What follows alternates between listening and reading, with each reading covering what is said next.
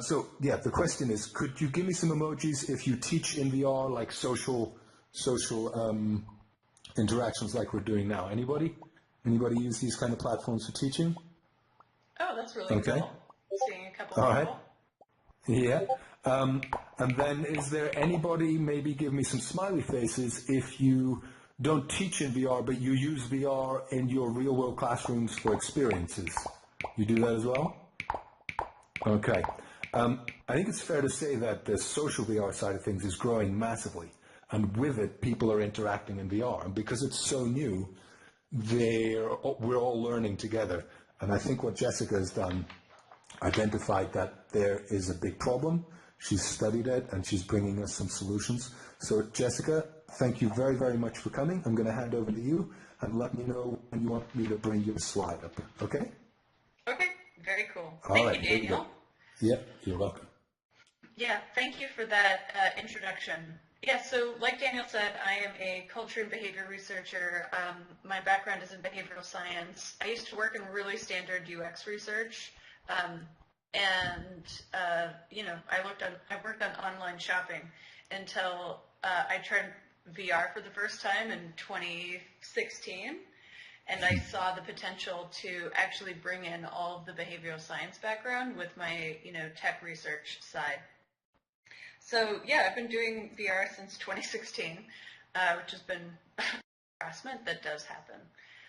So a lot of this could be just the legacy of video gaming culture and how that is a culture where making threats against other players or accusing other players of just like there being a lot of homophobia and racism and sexism in the gaming world, in the gaming culture. I think to some extent VR has been influenced by that culture.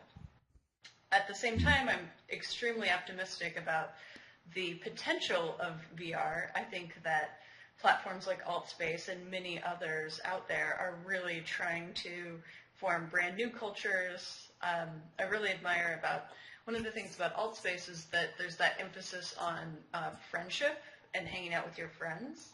And so in my mind, I think that makes it that gives it something different to build a culture around, and I think that's very, very useful. So what I'm going to do is I'm going to talk a little bit about a 2018 survey that I did that just talks about what, in that survey of 600 people, what did people report talking about to me. And so the first thing is a lot of these were industry insiders. So we had about 150 women of the 600, and we had about 80% in the U.S. and 20% from outside of the U.S. So just so you get a little bit of the demographics of the people there. And 75% of people who were using VR, they said they were doing most of their time in VR, they were doing solo activities. And the thing is that a third of the people also reported feeling lonely while they were in VR. So the thing is that there was this desire to be around other people. People reported, like 59% of people wished that their friends could be with them when they were in these solo apps. So the thing is that one of the first things we found was that people had a really strong desire to be social, but that wasn't how they were actually spending their time. And so we kind of dug deeper into that, and we wanted to ask why. And the thing is that some people had genuine safety concerns about coming into social spaces. So there could be just general, like, they avoid social interactions. Another thing was they didn't really want to spend time with strangers. They wanted to spend time with their friends. But it's very possible, given the limitations on headsets, that people just don't have a lot of friends. So one of the, just taking a step back and thinking about this from the education point of view, I can think about the mini classes I've taken, and I didn't know anybody at the beginning, but at the end I had lots of friends in them. So I think that education and training is a huge opportunity inside of VR, and I think providing people structure and meaning can actually help create form useful groups, groups where people can start to like feel friendly, can hang out outside of those. So that's a little bit on just who was in the study, what were the general preferences for virtual reality, and the desire for socialness. And in terms of the actual statistics, 49% of women reported having at least one instance of sexual harassment occur to them. 49%. Wow. Mm-hmm. That's crazy. Yeah, and actually, I think that number is actually lower than what I think that there's a lot of I think that a lot of people are motivated to avoid talking about harassment, and I think that there's that number would probably be higher. Right. If I was the person following them around with a clipboard, so to speak. Yeah. But, things might have happened. They might have just brushed it off. I mean, if you think about women in the physical world, I think 80% of women have reported, just street harassment by the age of 20. Jeez, 80%. Wow. So I think the number is probably somewhere between 49% and 80%. Yeah, okay. But what I'm here today mainly is just to speak for the data. So these respondents, so we're only talking about the women so far. The other thing that came out in the survey is that men experience a tremendous amount of harassment. So a third of men have reported being targeted with racist or homophobic comments.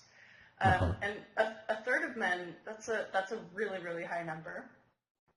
And 20% of men have experienced violent comments or threats. And again, I think that doesn't create a very welcoming environment for anybody. And I think that if men and women are both being targeted for harassment, I think it's worth talking about it. I think that maybe the sexual harassment might get more press, but I think it's also worth discussing how men can be targeted as well. Yes. Another thing that we talked about was the engineering features, like muting, blocking, creating these space bubbles, and essentially the participants in my survey, they were a little bit agnostic about the functionality of those. Some people weren't familiar with it. Some people just had never used it, and so what it made me think about was just this whole idea that people either they don't know these features exist, they do know they exist, but they don't use them, or maybe if you're like in the heat of the moment, it's really hard to access the controllers and be able to find the right buttons to mute or block people or turn on the bubbles. So the thing that kind of came out of this is that, all right, so the harassment is happening. It's happening basically it can happen to anyone. There's existing engineering features which are useful, but what else can there be? And that's when I started to think about how to get people excited about building their own cultures where they can set the tone and they can say, you know what, like this is a group of people we really care about education, and we really want to hear stories about education, and really have their mission and values very clear, so that way if harassment or like something like that happened, everybody in the community would feel comfortable saying like, oh, that type of behavior isn't welcome here. We're a group of people, and what we really care about is education, or what we really care about is creative writing. And so how do you empower people on the individual level and give them tactics to intervene? So Can I just check, Jessica? Sorry, can I make sure you're on air because our second room is about to open? Yeah. The little fantastic. Okay, keep going. Sorry about that. Okay. Do you need me to do anything? No, I don't think so. For now, it's good. If you're on air, everybody will hear you. Okay. Okay. All right. So, all right. So where I was is I basically run down the entire 2018 survey about the prevalence of harassment. So then the next thing I'm going to talk about are what are these tactics that people can use to de-escalate harassment if they actually see it happening. So one of the, you know what? Actually, could we let people? This might actually be a good time to. If anybody has a comment from the audience, could you make it so people can speak? Yeah, I think so. I'm sure that Lorelle is hearing this. Yep. Yep. Yeah. Yeah. Yeah. So, well, yeah. Essentially, I just wanted to because I wanted to find out if anybody has any stories of being harassed or witnessing harassment before we go into some of these interventions. So, does anybody feel like sharing? Because I have can one, see but here, if anybody else Gunter wants to Joe. share.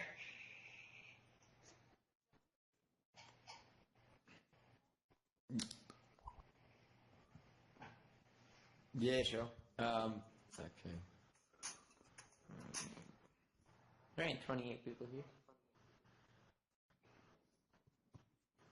Gunter, where are you with us? Yeah, I'm just going to grab the minute. Where's the megaphone? Sorry, I was missing that.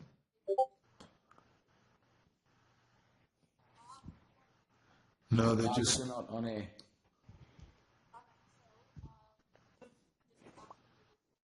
Yeah, sure. So I was, so I've been in VR since the Vive Pre. Oops. So yeah, I mean I've had a lot of harassment, but it's mainly been gaming because of obviously the whole bro culture within gaming. So a lot of first-person shooters and things like that. But so it's not been a sort of sexual harassment. It's more that the bro gaming culture of trying to deal with that. I've been in Altspace since they sort of founded it as well. And I've found that this versus other social platforms, so VR chat's probably the worst for that type of Harassment. as well. So yeah, I mean VR chat. I think that was because of the culture that was sort of brought about with VR chat because it's a bit Wild West. So Okay. Thanks, 90% of the So here's one example from the gaming culture. Does anybody else have a story about themselves actually being harassed that they want to share? We have Bruce here as to speak a question as well. Bruce, you should be on air now. Bruce, can you give us an emoji so we know where you are? Yeah, can you hear me? Yeah, okay, at the back here. Yeah, great. Okay, okay. Just briefly, I went into Second Life, and I found that a very hostile environment for anyone who wanted to use voice. So people were quite snaky about the use voice because they just want to use text. I found that very uncomfortable. I found also that I've gone in, this is not so much to do with education, but it does sort of I went in there partly to get comfort because I was lonely, and I found it very, very uncomfortable when people criticise you for using voice. They were dressed in weird outfits, and their tone and manner was very, very unpleasant. Now, that is the opposite of what you want for a young person in a learning environment. And I just finish by saying, I suspect that one of the best ways of dealing with this kind of thing is with reputational systems, whereby the person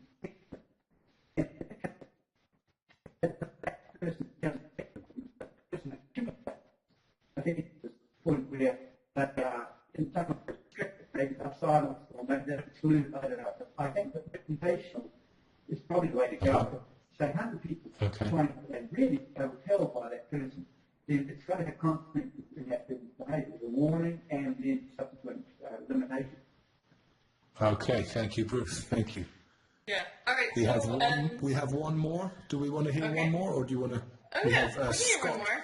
Yeah, but yeah, so Scott just a asked to reminder, speak. what I'm asking for is people to share actual stories.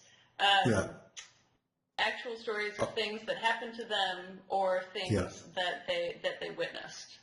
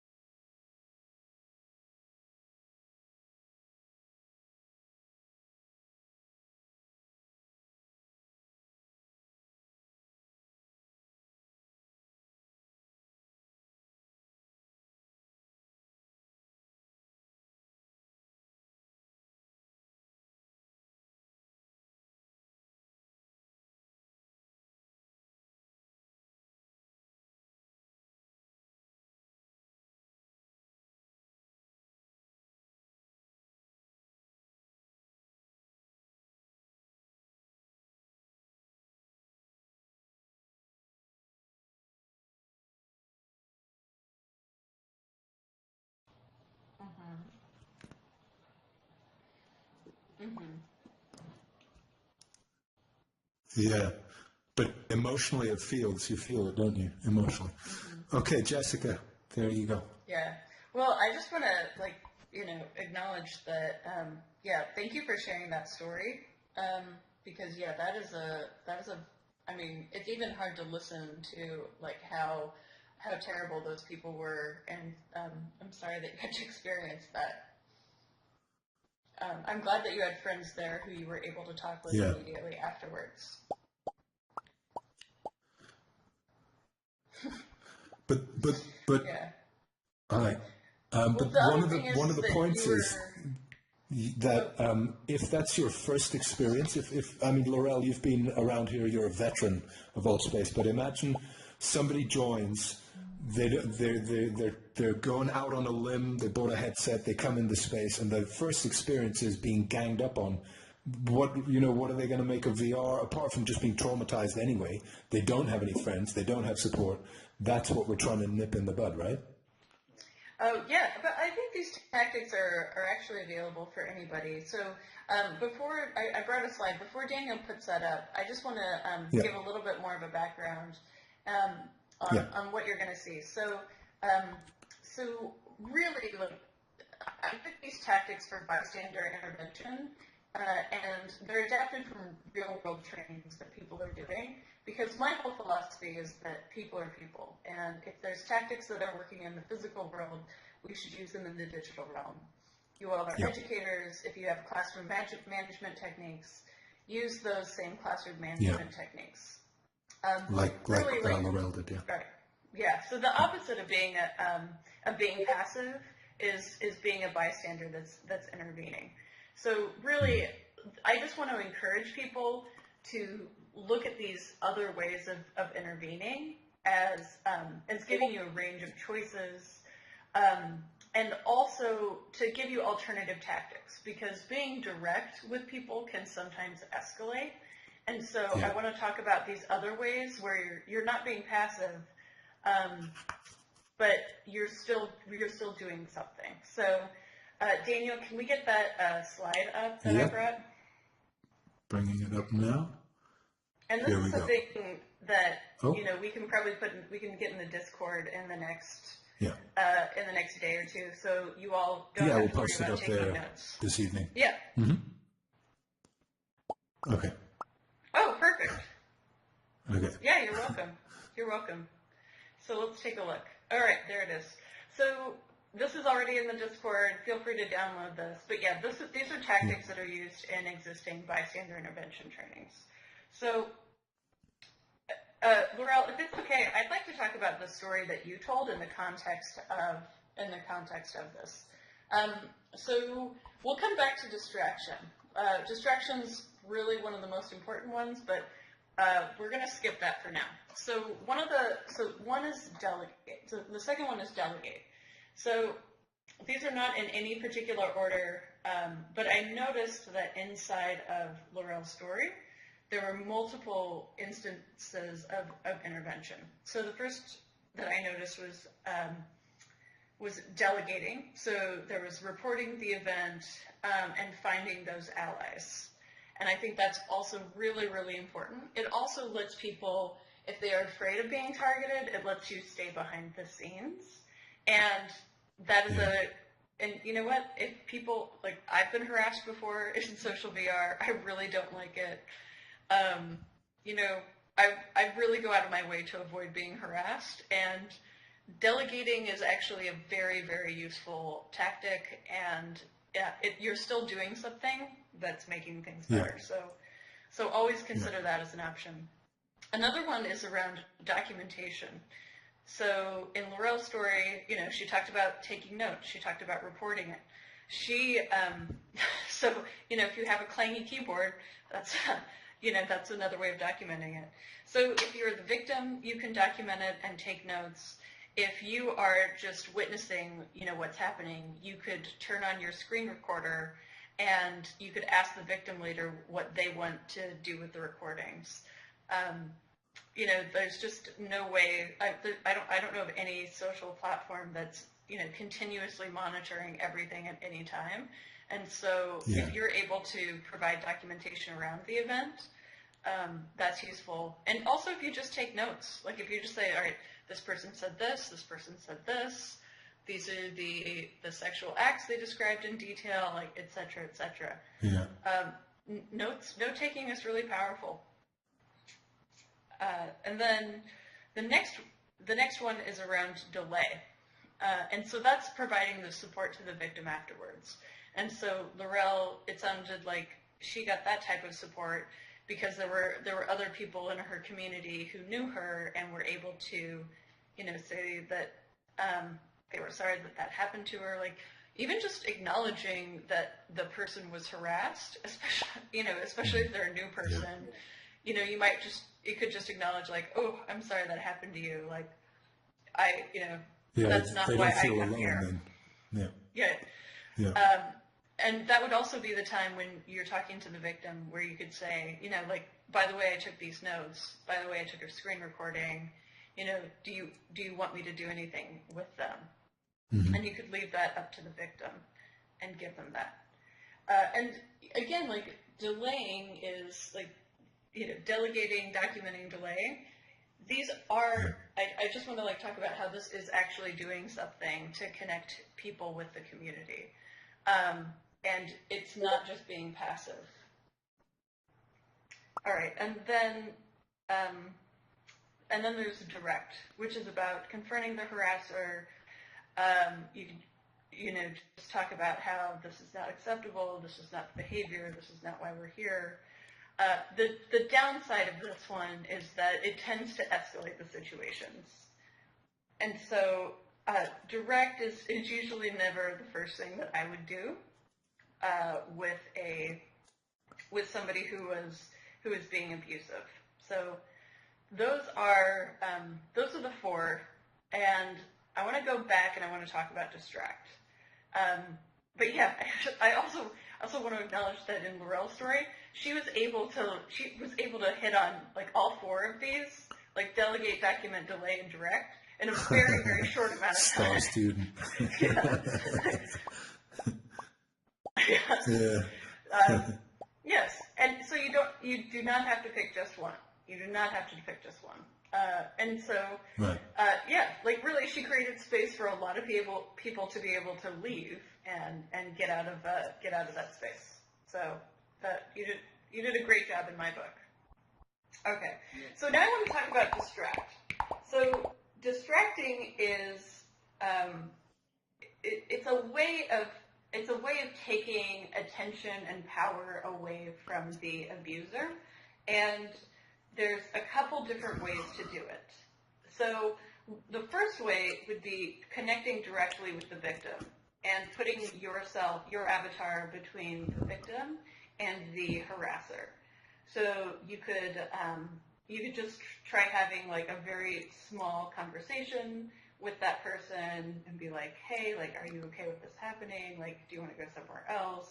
And really, like, when I say distract, I mean being able to somehow de-escalate the situation and take attention and power away from the harasser. Another Be thing the to do loudest would be, person in the room, kind of thing. yeah, in a way, like, so connecting with the victim, I don't think that's being the loudest person. But I think that another way would be, you know, being the loudest person in the room. It could be like, oh my gosh, is that Prince Harry in social VR right now? You know, like, or Michael Jackson. Yeah, just like being super. So there is that way, because like if you do something, if you just say random crap, that people are gonna like, you're gonna draw people's attention. There's a really famous story from the physical world where somebody just saying like, somebody was witnessing harassment on the street, and they just started singing "I'm a Little Teapot." Or no, it was on a bus. It was on a bus. So somebody just started singing "I'm a Little Teapot," and they started doing the dance, like "I'm a little teapot, short and stout," and other people on the bus joined in and started singing "I'm a Little Teapot" too.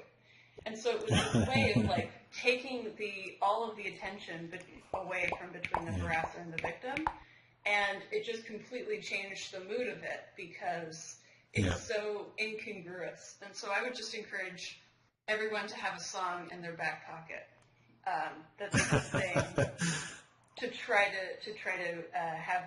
to like gain some of that attention away. Because the thing about this is that right, because you don't like. Escalating is sometimes what the harassers enjoy, and so really just doing something to very profoundly change the tone could be that.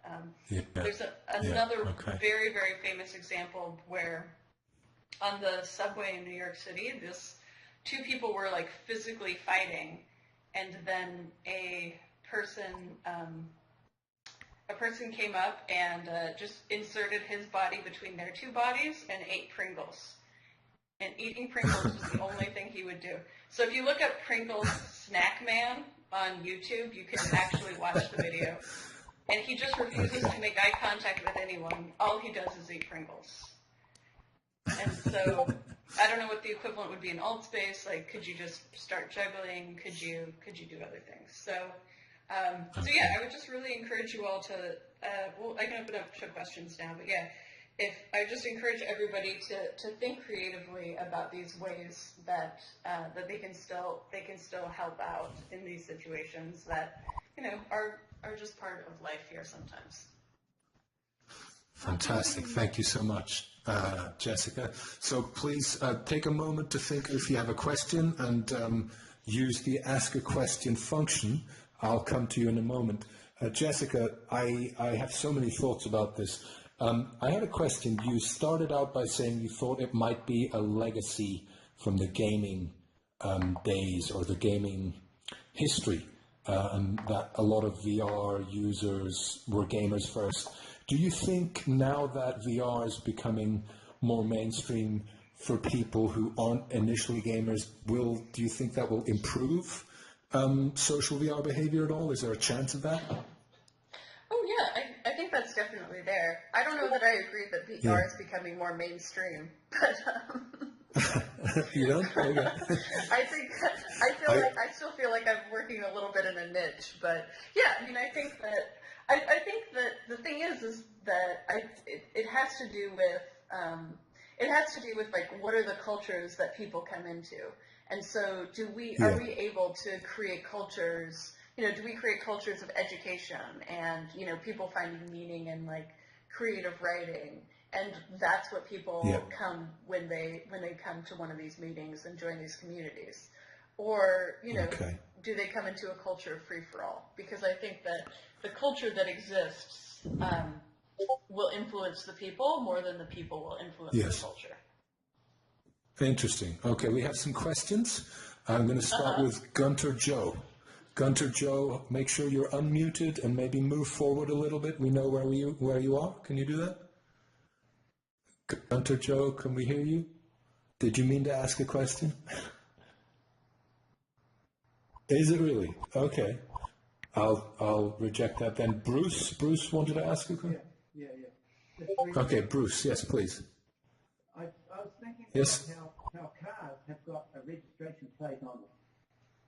And I really like these methods, these very human and merciful methods of dealing with abusive behaviour.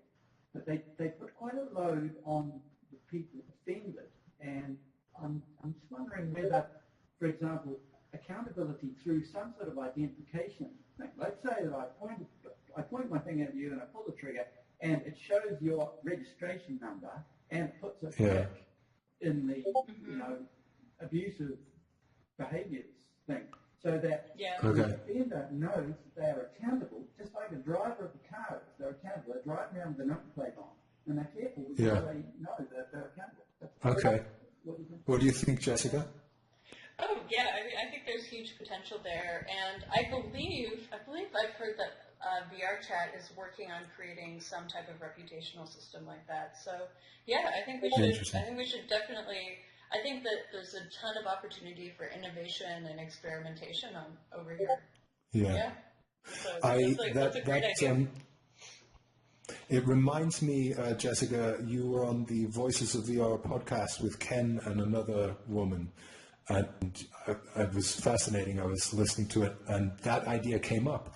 But I think Ken said it is a good idea, but one of the problems is if I'm a harasser or a bully, and I'm intent on harassing, and this system exists, and all of the people in this room mark me down, and my reputation goes down, what's to stop me from creating a new account with a clean slate, coming back in tomorrow?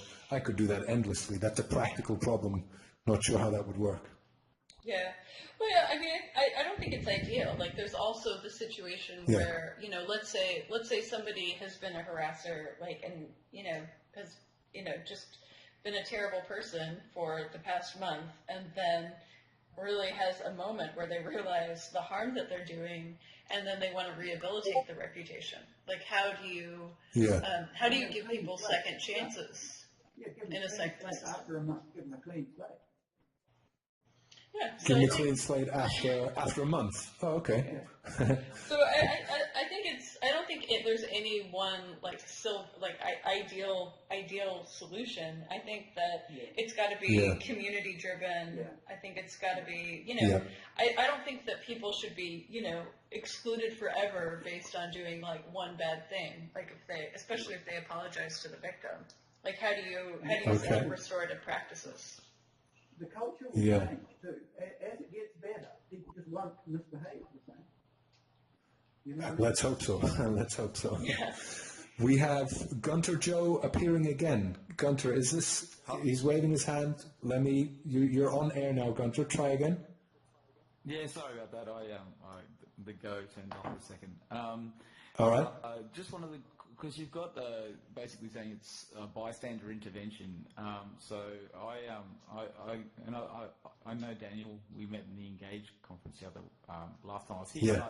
We're building actually a social environment for TAFE New South Wales, which is so we've got 500,000 students. Is there different tactics you have for, I guess, community hosts versus just bystanders?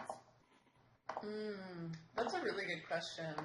So I think that it would just be around, like, how do you signal to the community what type of behaviors are acceptable there? So, for example, if I go into a classroom and there are pictures of Martin Luther King and Rosa Parks in the classroom, then I would probably make assumptions about, like, oh, this is a classroom where they talk about equal rights, and they talk about civic mindedness, and they talk about equality.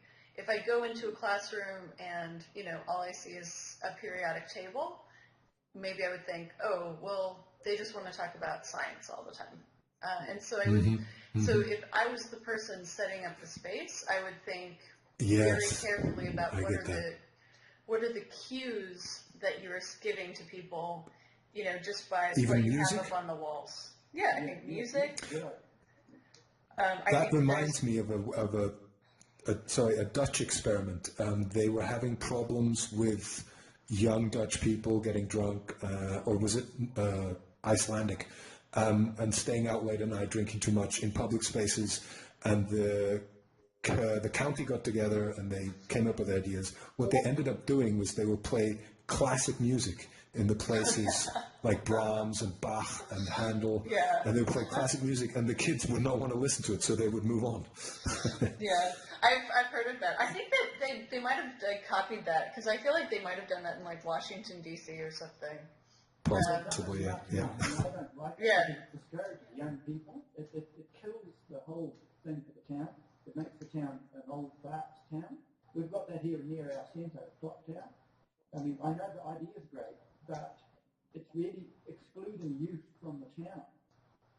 Yeah. I know the meaning, the intent is good, but I'm saying be careful with that one, because I think you just experiment and you see what works. Like, another thing that I like to talk about is, like, what are the stories or what are the jokes that each community tells each other? So if you have a bunch of inside jokes for each other, like, that's going to be a very tight-knit community. Who are the heroes? So if all of your heroes, like, are, for example, like, from the world of science fiction, that's going to draw certain people in.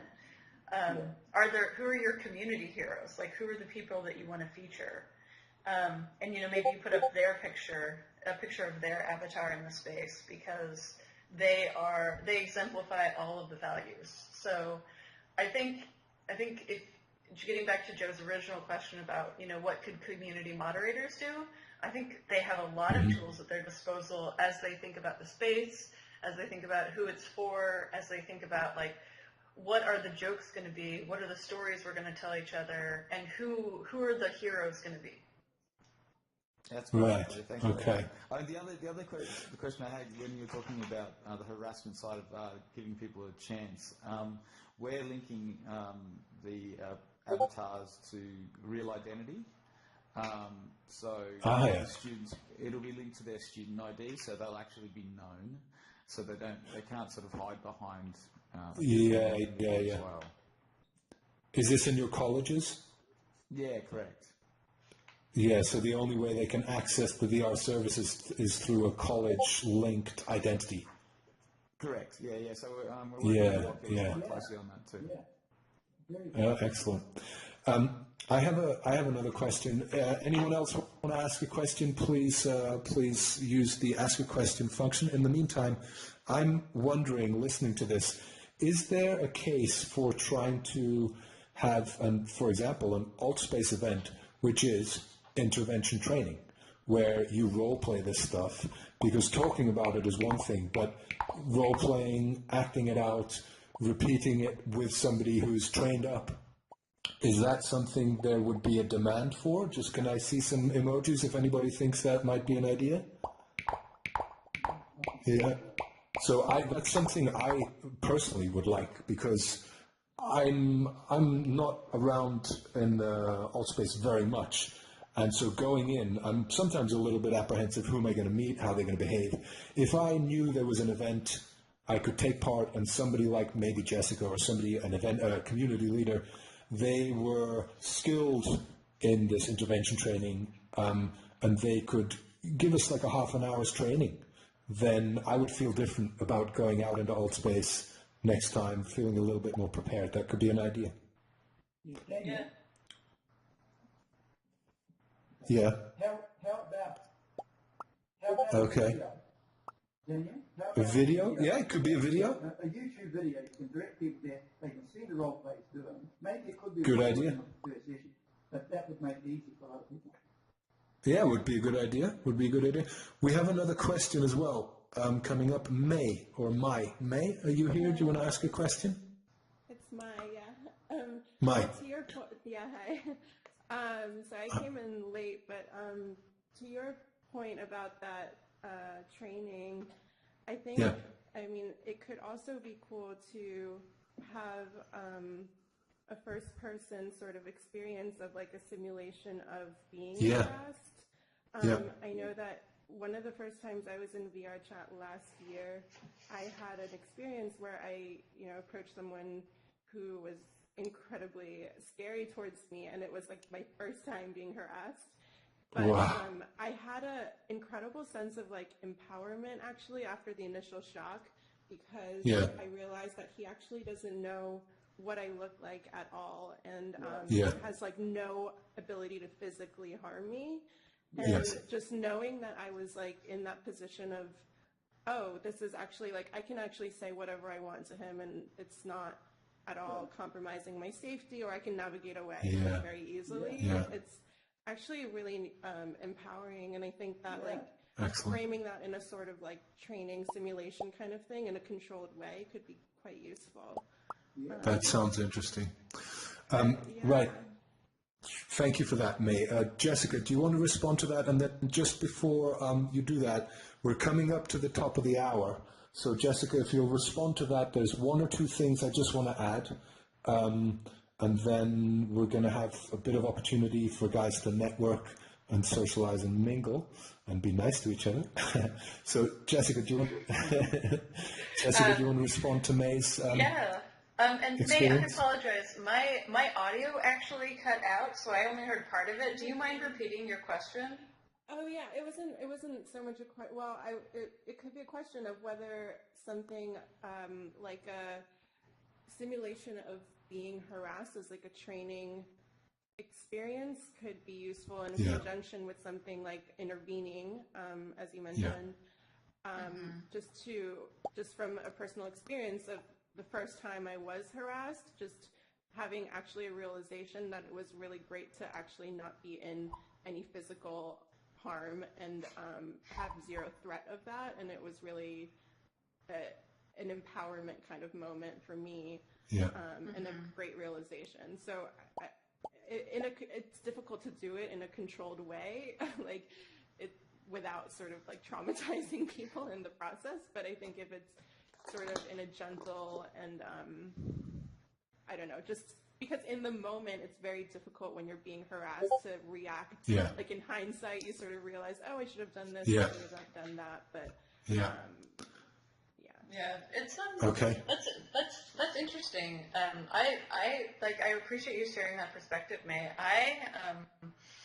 I would probably not recommend that because I think people probably have different experiences, and especially if they have different life experiences. So, like for example, after one of the times I was harassed in VR, like I kept thinking about it for like 3 or 4 days afterwards, and I had the feeling in my body of my avatar being slapped for those following 3 or 4 days, and that was very, very unpleasant.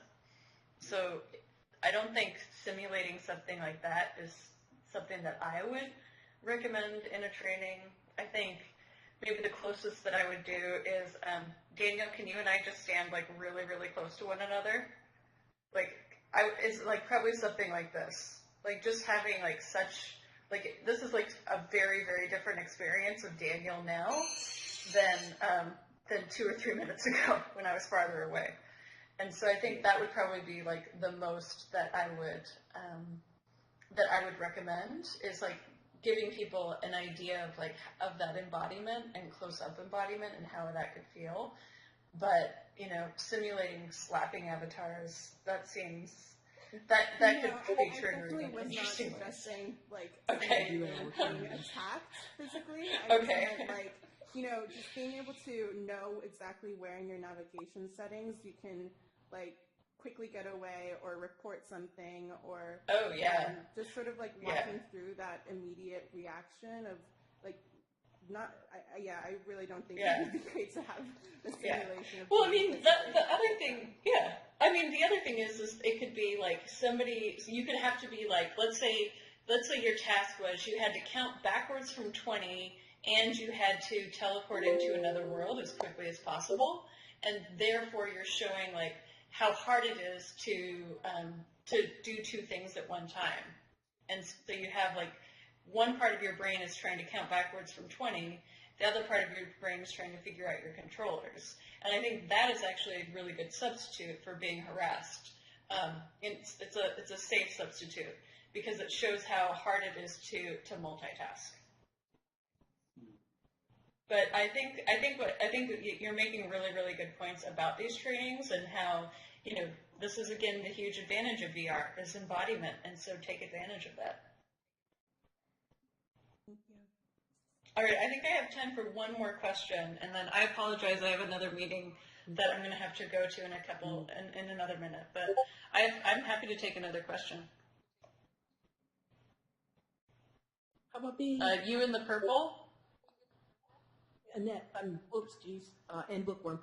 Okay, so I am coming late to the meeting, and I'm sure I missed this if you talked about it. But believe it or not, in cyberspace, I have a few racist situations. Now, not counting like holograms against humanity. You go in there, you get what you expect pretty much.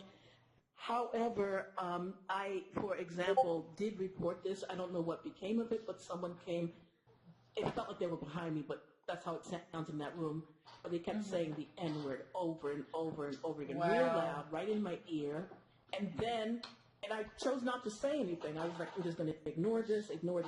And then I got kicked and could not get back into the room. I reported it. I don't know what became of it. But what do you guys do in this situation? And also, I guess what I could put out there, all of this up on your board here is excellent. I would like to see more of that when people start saying things like that. Just, you know, someone else intervening helps an awful lot. Yeah. Wow. I'm very sorry that happened, and I think it's also like very disappointing to hear that there was no follow-up after you reported that, because I think for reporting to actually work, I think that people need to know that someone is listening and is doing things about it. Right. Yeah. Well, they might have. They just maybe didn't tell me or something. I don't know. Yeah. Well, I mean, I think that might have been trackable. Yeah. Well, it seems like that's not a good reporting system, because when somebody's been targeted like that, so briefly we did talk about some of the racism that's the prevalence of racism. So I don't have numbers specifically on women experiencing racist comments, but 30% of males have reported being targeted with racist or homophobic comments. So it's definitely there. It's very messed up. There was one person who was in my survey last year who she reported being she is a black woman. She arrived in a social VR space as a black avatar. She was immediately asked out on a date, and then the person made like really lewd gestures afterwards. And so I think there's both, like, I just want to acknowledge that it does happen to many other people. Not that that's a comfort at all, but I think the other point that you're raising is that, you know, what happened to you was very, very explicit. Like there's really no gray area of like what that person was doing, and yet it sounds like there was no one who intervened or said anything or did anything to try to make the situation better. But when I We've got a way to go, the word bandied about, even if it's not in reference to me, I just leave the room. That's just the way it is. Yeah, yeah, but it shouldn't be like that. We have a long way to go when a single person have to wear a neutral avatar either. Exactly. Yeah. Jessica, yes, please. Please.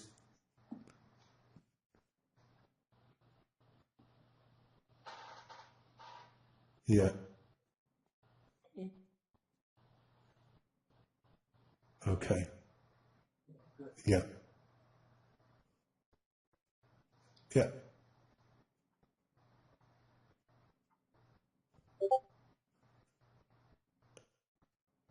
Yeah. Exactly. It's a crime anywhere. The climate of the country has gotten to this point, is what has happened. Yeah. I want to just wrap it up a little bit. Jessica, I know you've got to go. I just want to thank you so much for sharing your time with us and your knowledge. It's my pleasure. If you have to go, no, that's okay. Yeah. Yeah, I did absolutely. Want to ask Let's folks, get some emojis here. Oh, please. Thanks. I did want to ask folks if anybody wants to keep in touch. I am looking for more research participants for future research. So if you just go to my website, you can sign up. I'll put a link in the Discord, but I would love to keep in touch with people. I think I have your website coming up now. Yeah, you just go to sign up. Yeah, like you go to my website, Extended Bind. Maybe it's not there. Do we have it somewhere? I can't find it now, sorry. But yeah, I'll show this slide in a minute. And also we have your Twitter handle. I think we can find you there. Jessica, thank you so much. The rest of you, before you, thank you very much. Excellent. Yeah, bye, fantastic. Bye, Jessica. Thank you. Thank you. Well, thank you, Lorelle, also for helping. We're gonna just wrap up a little bit. We have a Discord server here.